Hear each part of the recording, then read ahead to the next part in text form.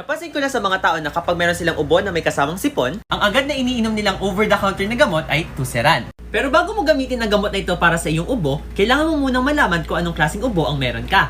Let me explain. Disclaimer lang po, hindi po ito sponsored. Ang Tuceran po ay naglalaman ng dextromethorphan. Ang dextromethorphan po ay isang cough suppressant or antitussive. Ibig sabihin, nakakatulong ito para makontrol ang ating cough reflex at para maiwasan ang labis na ubo. Kaya nakakatulong ang dextromethorphan sa mga tao nakakaranas ng dry cough o yung ubong walang plema.